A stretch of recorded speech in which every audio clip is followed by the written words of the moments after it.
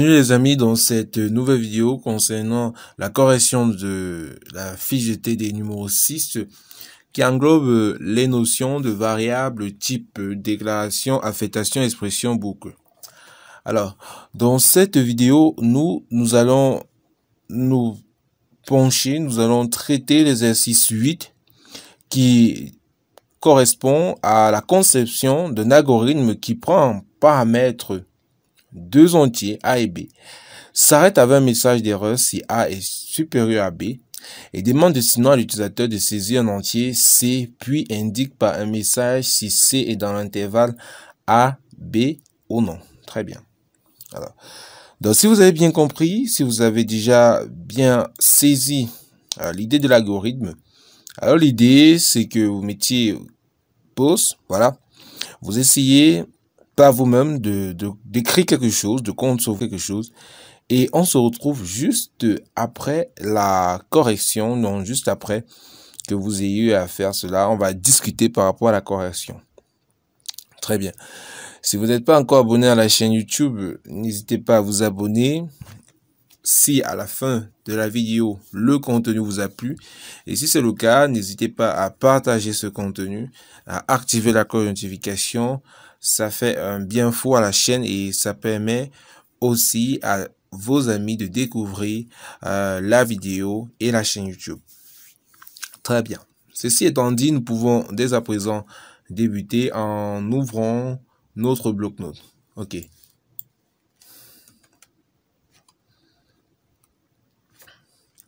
Très bien. Donc, avant de commencer, j'aimerais qu'on explique un peu ce qu'on veut réaliser ici. Alors, l'idée, c'est qu'on a A. Donc, on a A. OK. L'idée, c'est que on a aussi C. Alors, on veut que C. Donc, on veut que C appartienne.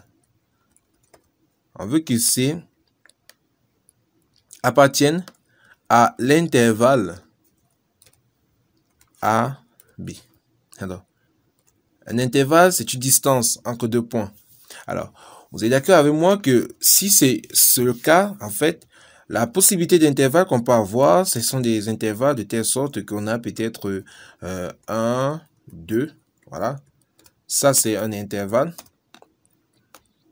Alors, si ça, c'est un intervalle, alors pour que notre C appartient à cet intervalle, alors le C doit avoir la valeur peut-être, voilà, 1,5. Très bien. On a dit ceci. On a dit que A, si A est supérieur à B, eh bien, il y a une erreur. On doit signaler une erreur. Pourquoi? Parce qu'on ne peut pas avoir un intervalle de ce type 2, 3, 1. Très bien. Donc, l'idée, c'est de tester d'abord si A est supérieur à B. Si A est supérieur à B, il y a erreur. Okay. Si A est inférieur à B, donc ça, ce sera le cas où si A est inférieur à B, alors, ce qu'on va faire, c'est qu'on va tester si notre C appartient ou non à l'intervalle. Et c'est ça qu'on va faire. Si notre C appartient à l'intervalle, on va spécifier que l'autre C appartient à l'intervalle. Si C n'appartient pas à l'intervalle, on va spécifier que C n'appartient pas à l'intervalle. Donc du coup, à partir de là, on peut proposer comme nom à notre algorithme, dans la partie en tête, on peut dire intervalle. OK. Très bien. Point virgule. Après cela, ce qu'on peut dire, ce qu'on va déclarer, ce qu'on va faire, on va déclarer les variables. On aura besoin de trois variables. On aura besoin de A, de B. Ça, ce sera les éléments qui sont dans notre intervalle. Donc, ce sera à partir de eux qu'on pourra tester si C est compris entre ces deux nombres. Et on aura aussi besoin de C. Alors, ce sont des types entiers. Point virgule. OK. Très bien. On a fini avec la partie déclarative. On s'intéresse maintenant au corps de l'algorithme, à la mécanique même de l'algorithme. Très bien. Alors, l'idée, c'est de dire quoi? L'idée, c'est de dire à l'utilisateur d'entrer écrit avec l'instruction écrit, entrer vos deux nombres.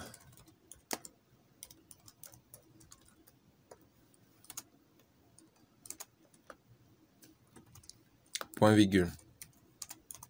Alors, je vais un petit peu diminuer la police de ceci pour que ça soit, pour que ça ne parte pas trop à côté. Donc, je vais mettre 28. Ok. Donc, entre vos deux nombres, l'idée c'est de récupérer les deux nombres avec l'instruction lire. Alors, quels sont les nombres qu'on va récupérer? C'est A et B. Voilà. Maintenant, on va effectuer des tests avec des structures conditionnelles. On va commencer par le cas où on signale une erreur. Ce sera le cas où si A est supérieur à B, si A est supérieur à B, qu'est-ce qu'on fait alors? Nous, ce qu'on va dire ici, si A est supérieur à B, on va dire écrit erreur. Donc, écrit, erreur. Très bien. On va mettre un point d'exclamation même. Voilà, pour bien spécifier. Voilà, erreur. Très bien. Alors, nous avons un sinon. Si. Un sinon si. Alors, si nous avons un sinon si, règle algorithmique, règle syntaxique, lorsque j'ai une instruction dans le si, après j'ai le sinon, eh bien cette instruction ne prend pas de point virgule. Et l'idée c'est dans le si, qu'est-ce que je fais? Je teste, est-ce que A est supérieur à B? Forcément, A est supérieur à B. Donc, sinon si A est supérieur à B, alors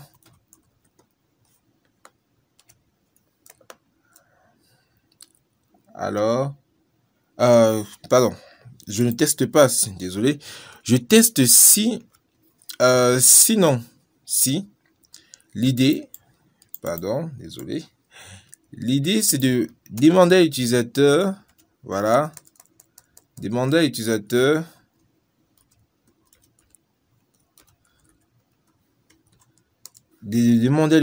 d'entrer un nombre, voilà. En fait, je vous explique. Si c'est que le nombre est supérieur à B, ça veut dire qu'on a ça veut dire que A et B peuvent représenter à eux un intervalle. Ça veut dire que si c'est que ça peut représenter un intervalle, du coup, ce que je vais faire, je demande à l'utilisateur d'entrer un nombre C pour tester si le nombre C est dans l'intervalle A et B. Est-ce que je vais faire ici? Entrer un nombre. Donc, entrer un nombre. Entrer un nombre pour tester son appartenance, pour tester s'il appartient ou non à l'intervalle. Très bien. Ça me permet de mettre en exergue intervalle. Ça me permet de mettre en exergue point virgule. Ça va mettre en exergue ceci. Voilà. Bien. Qu'est-ce qui se passe lorsque j'ai dans la phrase que je vais afficher ceci? J'ai encore une cote. Alors l'idée c'est de faire quoi? L'idée, on sait que tout ce qui est dans la cote est une chaîne de caractères. Donc ça, c'est notre chaîne de caractères. Mais le problème c'est que quoi? Là, on sait que la cote c'est un délimiteur. Ça veut dire que ça marque la fin de la chaîne de caractères. Alors l'idée, lorsque j'ai ceci, et pour spécifier dans mon algorithme que voilà, la chaîne de caractères, eh bien, elle se termine là et non là. Étant donné que j'ai encore ce problème ici, alors ce que je fais, c'est que je mets une autre cote ici. Alors, l'idée de la cote ici sera d'annuler celle-ci.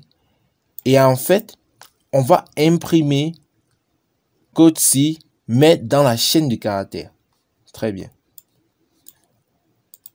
En fait, comme ça, vous ne comprenez pas. En fait, ce qui va se passer lors de l'affichage, c'est que lors de l'affichage de ceci, on va faire un petit peu ici, on aura ceci. Lors de l'affichage, on aura ceci. On aura entré un nombre pour tester s'il appartient ou non à l'intervalle. Lors de l'affichage, nous, on aura ceci. Donc, c'est ça.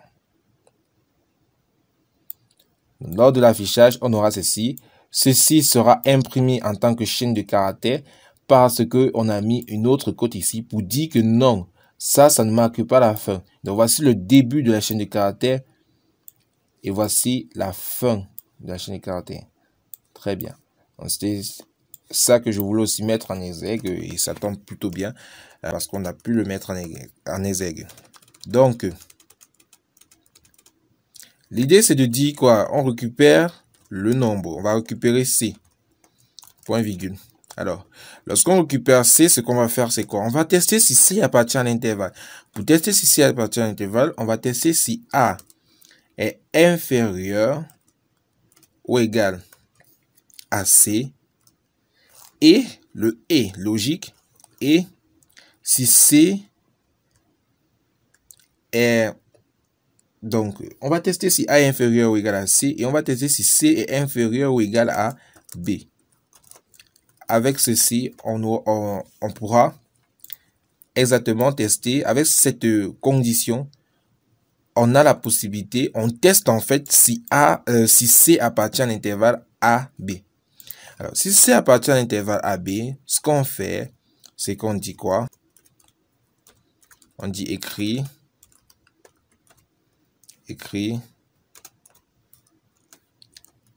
C appartient bien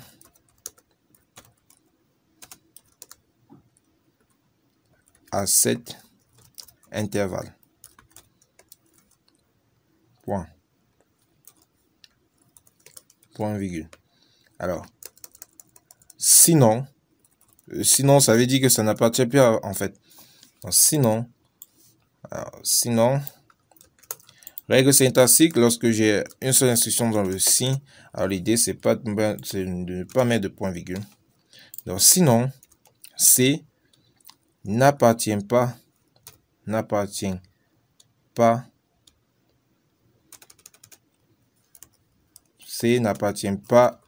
à cet intervalle.